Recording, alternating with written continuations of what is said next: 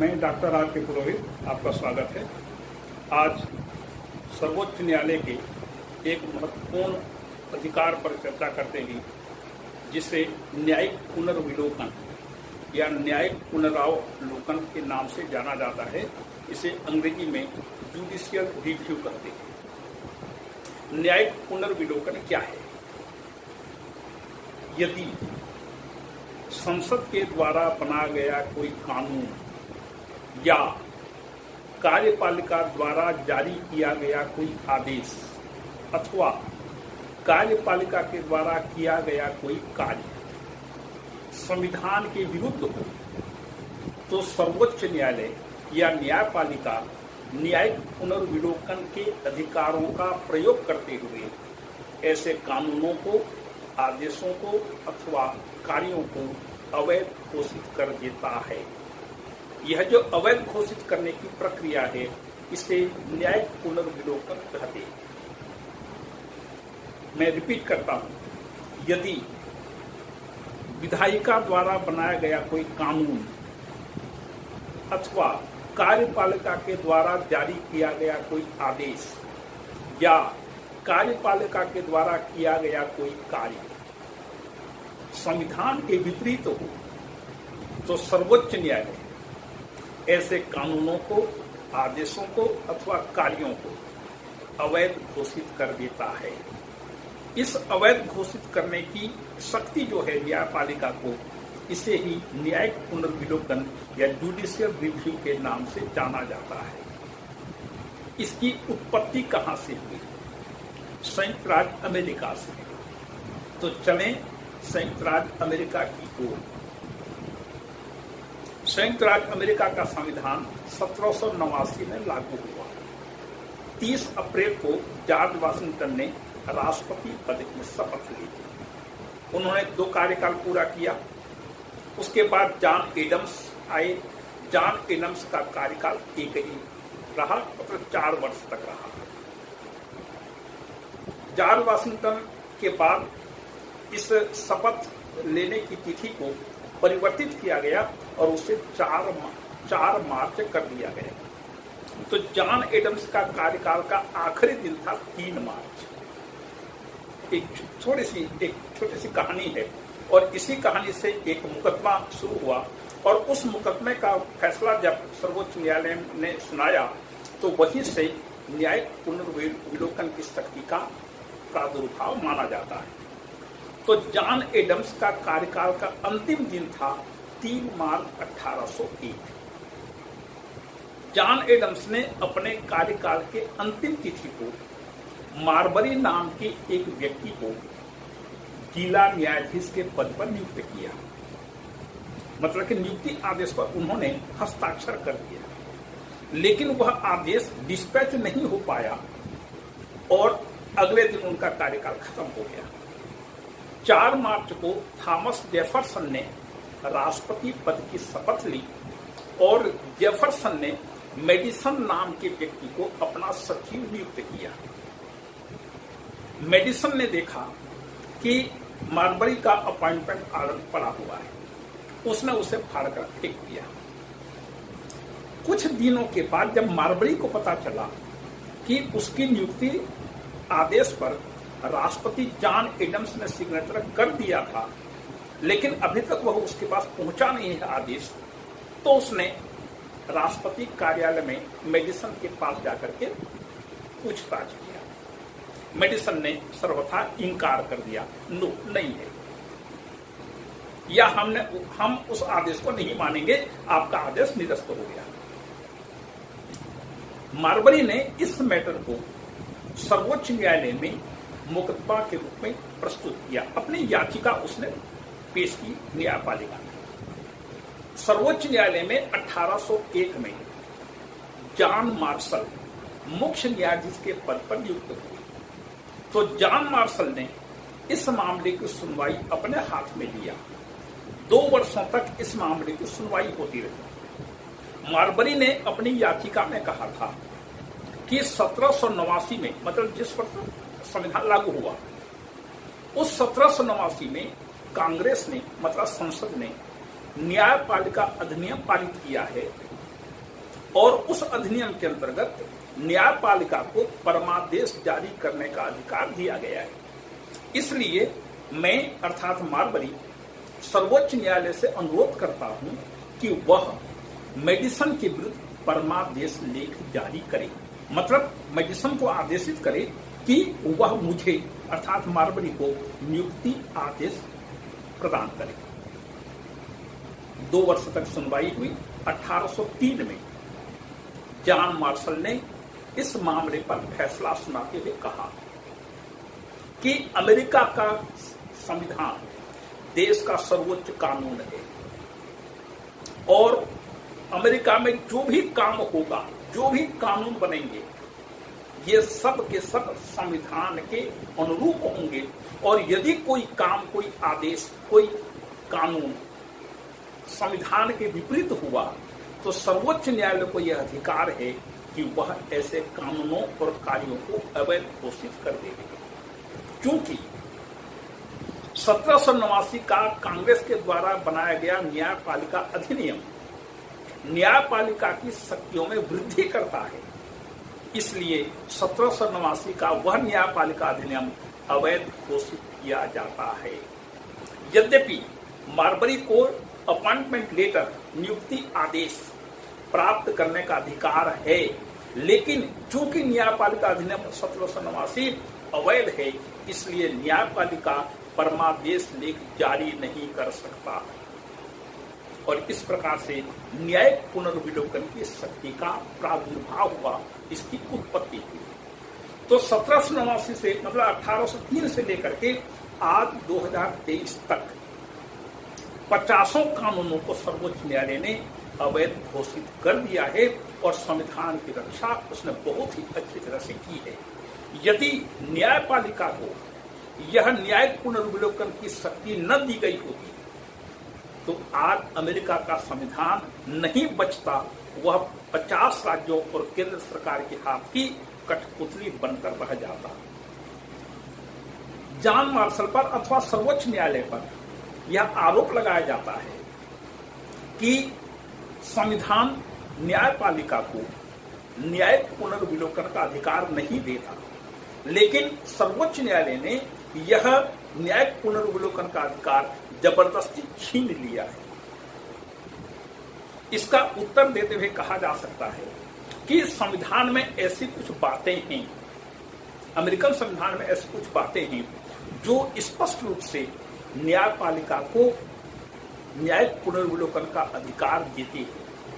जैसे अमेरिका के संविधान में कहा गया है कि अमेरिका में संविधान देश का मौलिक कानून होगा और जो भी कानून बनेंगे वो सब इसी संविधान के अनुरूप बनेंगे। और यदि मान लीजिए कोई कानून संविधान के विपरीत है तो उसकी सुनवाई कौन करेगा, उसको अवैध घोषित कौन करेगा, उसके सही होने या गलत होने की व्याख्या कौन करेगा, उसका निर्णय कौन करेगा? स्वाभाविक है न्यायपालिका ही करेगा। और इस आधार पर जॉन मार्शल ने न्यायिक पुनर्विलोकन की शक्ति का प्रतिपादन किया और आज अमेरिका में यदि सबसे ज्यादा चर्चित सर्वोच्च न्यायपालिका है तो वह है न्यायिक पुनर्विलोकन की शक्ति के कारण। ये अमेरिका में न्यायिक पुनर्विलोकन की शक्ति के उदय होने का एक कहानी है या एक तथ्य है।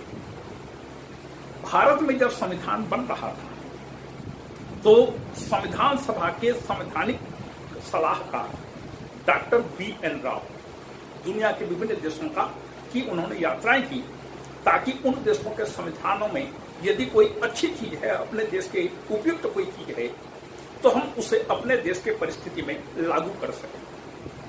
तो डॉक्टर राव अमेरिका के सर्वोच्च न्यायालय के मुख्य न्यायाधीश से भी मिले।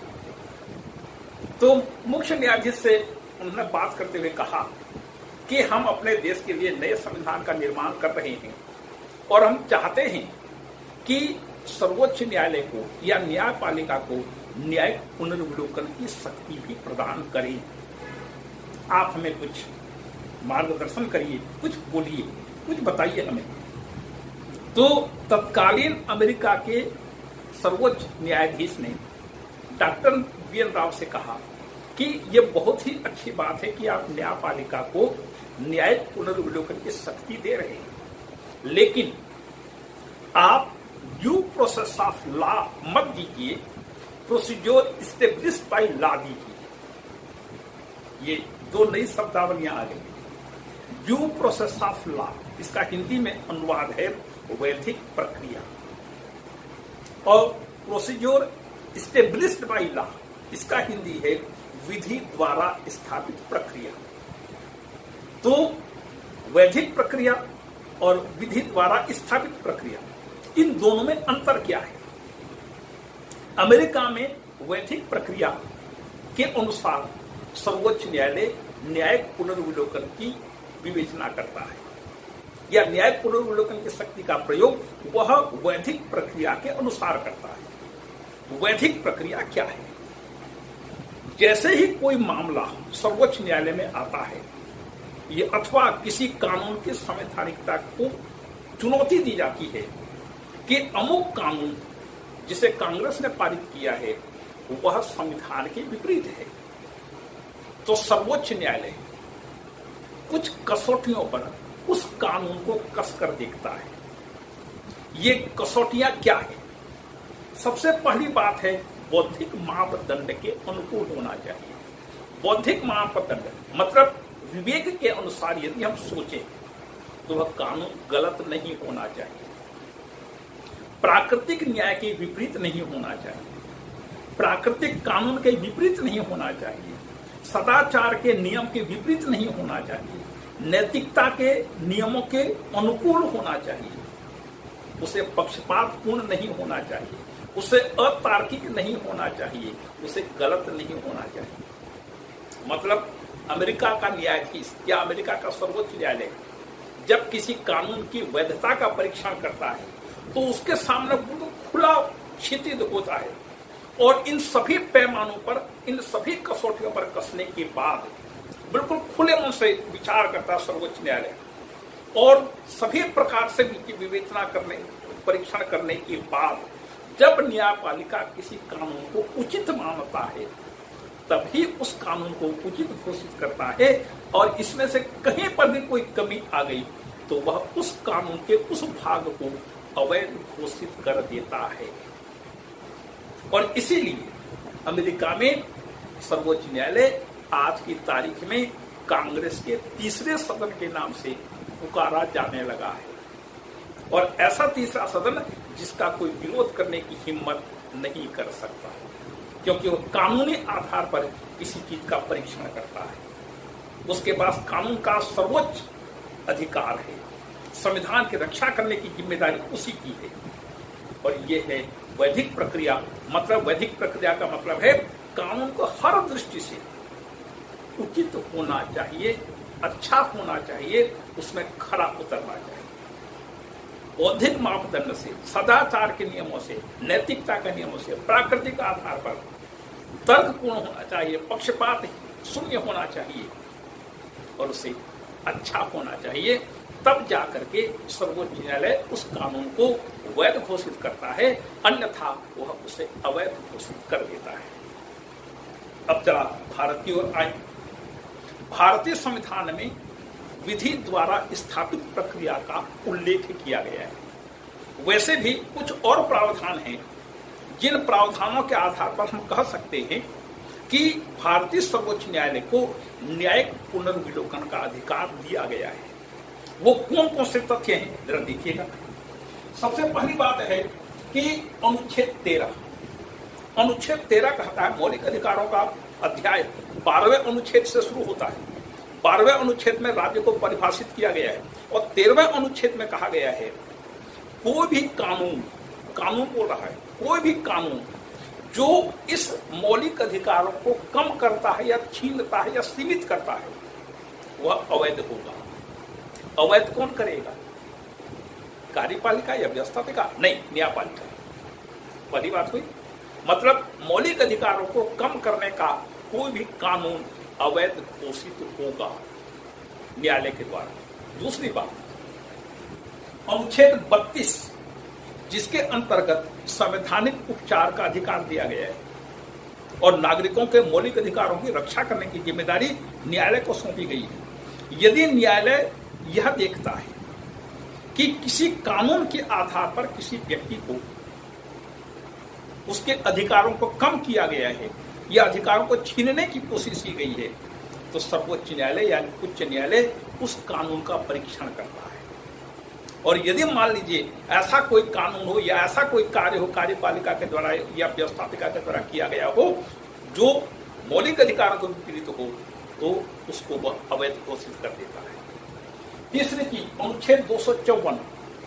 अनुच्छेद 254 में कहा गया है कि समवर्ती सूची के अंतर्गत यदि कोई राज्य कानून बनाता है और वह कानून यदि केंद्रीय कानून के विपरीत होता है तो वह अवैध होगा। अवैध कौन घोषित करेगा? न्यायपालिका घोषित करेगा। और अनुच्छेद 21 में कहा गया है कि किसी भी व्यक्ति को विधि द्वारा स्थापित प्रक्रिया के अनुसार प्राण और दैहिक स्वतंत्रता से वंचित किया जा सकता है, अन्यथा नहीं। विधि द्वारा स्थापित प्रक्रिया क्या है? मतलब कानून जिस प्रक्रिया की स्थापना करता है। एक बात ध्यान रखें, कोई भी कानून को लागू करने के लिए नियमों की आवश्यकता पड़ती है। जब तक नियम नहीं बनेगा तब तक कोई भी कानून लागू नहीं हो सकता। नियम कौन बनाता है? प्रशासनिक अधिकारी बनाते हैं। तो प्रशासनिक अधिकारी किसी कानून को लागू करने के लिए नियम बनाते हैं और उन नियमों के अनुसार फिर उस कानून को लागू किया जाता है। जैसे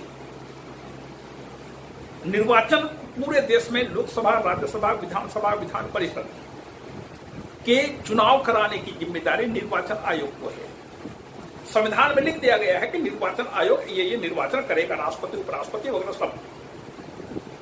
तो क्या इतने से ही निर्वाचन आयोग पूरे देश के सभी प्रकार के निर्वाचनों को संपन्न कर देगा? नहीं।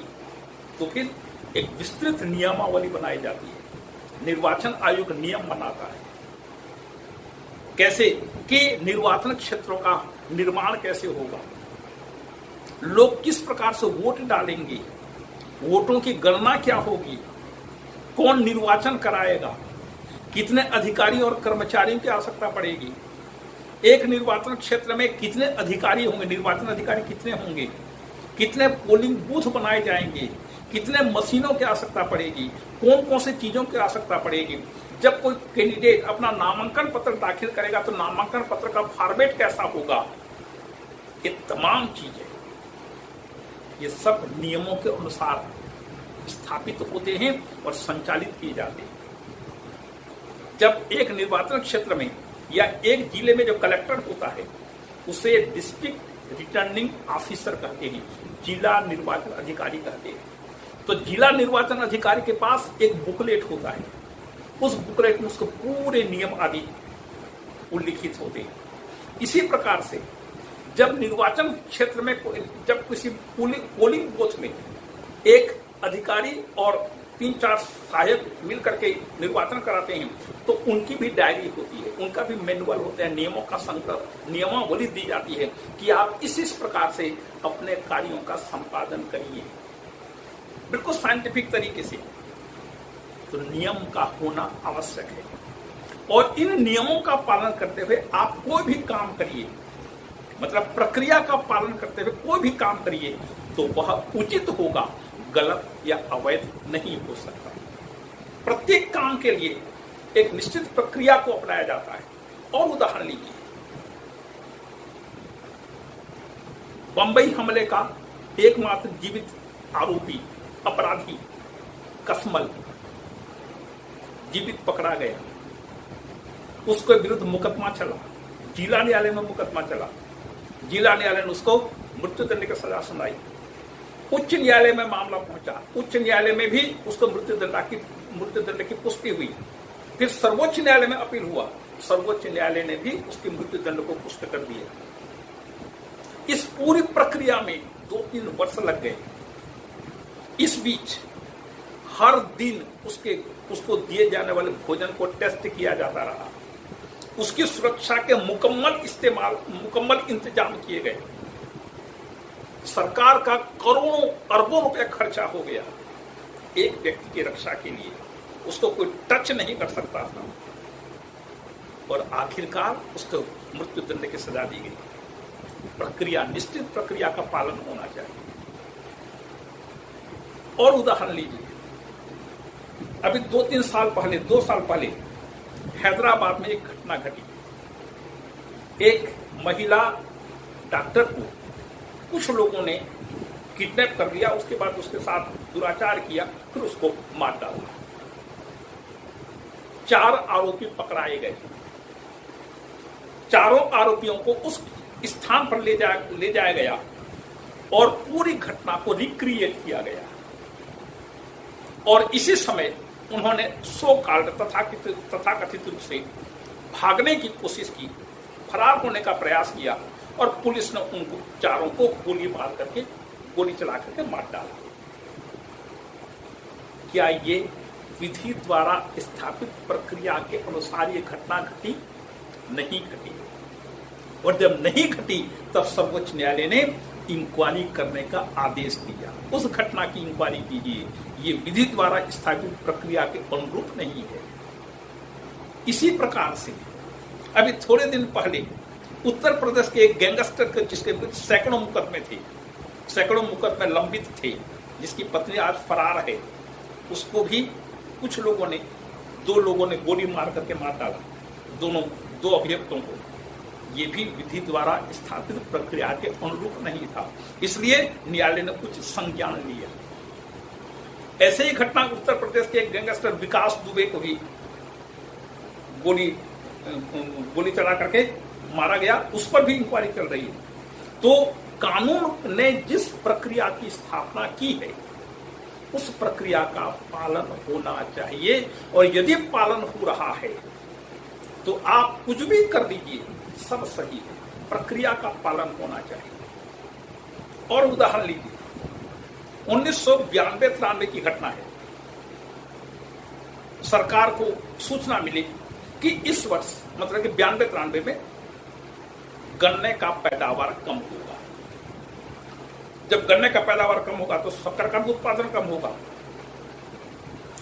यदि उसी समय जैसे सरकार को पता चला कि शक्कर का उत्पादन इस वर्ष कम होगा, तो उसी समय यदि वह अंतरराष्ट्रीय मंडी से शक्कर खरीद लेता तो उस समय का जो भारत में रेट था शक्कर का, उसी रेट से हमको भारत में शक्कर की उपलब्धि हो सकती थी, शक्कर उपलब्ध हो सकता था उसी कीमत पर। लेकिन विधि द्वारा स्थापित प्रक्रिया, जैसे पता चला वैसे आप सीधा ऑर्डर करके हजारों टन शक्कर मंगवा लेंगे क्या? नहीं, उसे एक निश्चित प्रक्रिया है। क्या प्रक्रिया है? आप पूरे देश के शक्कर कारखानों से या पूरे राज्यों को आप सूचित करिए कि आपके यहाँ जो शक्कर कारखाने हैं वहां पर कितना शक्कर का उत्पादन हो सकता है इस वर्ष। जानकारी मंगाइए। ये आज की तिथि तो नहीं है कि कम्युनिकेशन के खूब सारे साधन आपके पास उपलब्ध हैं और 1 घंटे या 1 दिन या 2 दिन में पूरी जानकारी एकत्र कर लेंगे, ऐसा तो नहीं हो सकता। तो वो जमाना था 92-93 का, जबकि मोबाइल का नामो निशान नहीं था, इंटरनेट नाम की चीज ही नहीं थी, कल्पना की बात लगती थी। तो पूरी जानकारी मंगाते 3 महीने बीत गए। उसके बाद उसके पर परीक्षण हुआ, केंद्रीय खाद्य मंत्रालय ने उसका परीक्षण किया, इसमें 1 माह बीत गई। फिर टेंडर इनवाइट किया गया, उसमें 1 माह बीत गया। ऐसे करके 6 माह बीत गए। और जब 6 माह के बाद भारत सरकार ने शक्कर मंगाया तब उसकी कीमत 22 रुपए हो पड़ गई हमको। 22 रुपए में उपभोक्ताओं को शक्कर मिलने लगा मार्केट में। क्या यह गलत था? गलत नहीं था, विधि द्वारा स्थापित प्रक्रिया।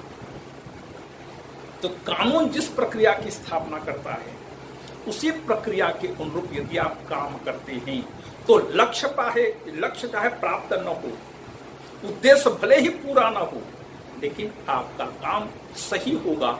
यही जुडिशियल रिव्यू है। यही विधि द्वारा स्थापित प्रक्रिया है और इसी विधि द्वारा स्थापित प्रक्रिया का अनुरूप भारत का सर्वोच्च न्यायालय न्यायिक पुनर्विलोकन का प्रयोग करता है। इसमें एक चीज है कि 1973 में जब केशवानंद भारती का मामला पर निर्णय आया, उस निर्णय में मूल ढांचे के सिद्धांत को प्रतिपादित किया गया सर्वोच्च न्यायालय के द्वारा। सर्वोच्च न्यायालय ने कहा कि संसद कोई भी संशोधन कर सकती है संविधान में, लेकिन संविधान के मूल ढांचे को परिवर्तित नहीं कर सकती। तो अब संसद कोई भी कानून बना सकती है, कोई भी संशोधन कर सकती है संविधान में, लेकिन मूल ढांचे को परिवर्तित नहीं कर सकती। 1967 में 1967 में गोलकनाथ का मुकदमा आया, उस पर फैसला आया और उस गोलकनाथ मुकदमे पर फैसला देते हुए सर्वोच्च न्यायालय ने कहा कि संसद मौलिक अधिकारों को संशोधित नहीं कर सकती। अब मौलिक अधिकारों को संशोधित करने के लिए जो भी प्रयास सरकार ने किए थे वो सब अवैध घोषित हो गए। सरकार को असुविधा होने लगी क्योंकि सरकार का उद्देश्य था लोक कल्याणकारी योजनाओं को लागू करना और लोक कल्याणकारी राज्य की योजनाओं को लागू करने में मौलिक अधिकार, लोगों के मौलिक अधिकार आड़े हाथ आ रहे थे। उसको सीमित करना, कम करना आवश्यक हो गया था, लेकिन सर्वोच्च न्यायालय ने कहा नो, आप नहीं कर सकते। तब सरकार ने 1971 में 24वां संशोधन प्रस्तावित किया संविधान में और उसने ये अधिकार प्राप्त कर लिया कि संसद संविधान में किसी भी प्रकार का संशोधन करने के लिए सक्षम है और वह मौलिक अधिकारों को भी संशोधित कर सकती है, कुछ भी कर सकती है, सक्षम है। इसके 2 साल के बाद 1973 में केशवानंद भारती पर सर्वोच्च न्यायालय का निर्णय आया। सर्वोच्च न्यायालय ने कहा ठीक है, संसद कोई भी संशोधन कर सकती है, मौलिक अधिकारों को भी कम कर सकती है, लेकिन संविधान के मूल ढांचे को परिवर्तित नहीं कर सकती। मूल ढांचे का अभी बंधन आ गया है। इस प्रकार से भारत में संसद कोई भी संशोधन कर सकती है, लेकिन मूल ढांचे को परिवर्तित नहीं कर सकती। एक दूसरी चीज, सरकार कोई भी काम करे या कोई भी व्यक्ति, कोई अधिकारी कोई भी काम करे, विधि द्वारा स्थापित प्रक्रिया के अनुकूल होना चाहिए। और तीसरी चीज, कोई भी सरकार, संविधान है मतलब सरकार की शक्तियां सीमित हैं और संघात्मक सरकार है मतलब संघ सरकार की शक्तियां स्पष्ट हैं, लिखित हैं, राज्य सरकारों की शक्तियां उल्लिखित हैं। हर सरकार अपनी सीमा में रहते हुए काम करे, अपनी सीमा का उल्लंघन कोई भी सरकार न करे, केंद्र सरकार भी नहीं, राज्य सरकार भी नहीं। और यदि कोई सरकार अपनी सीमा का उल्लंघन करती है या कोई व्यवस्थापिका अपनी सीमा का उल्लंघन करती है तो उसका परीक्षण सर्वोच्च न्यायालय के द्वारा किया जा सकता है और यदि किसी ने सीमा का उल्लंघन किया तो उस कार्य को सर्वोच्च न्यायालय अवैध घोषित कर देता है। ये है जुडिशियल रिव्यू। इसकी आगे की चर्चा फिर अगले व्याख्यान में करेंगे। तब तक के लिए आपको धन्यवाद।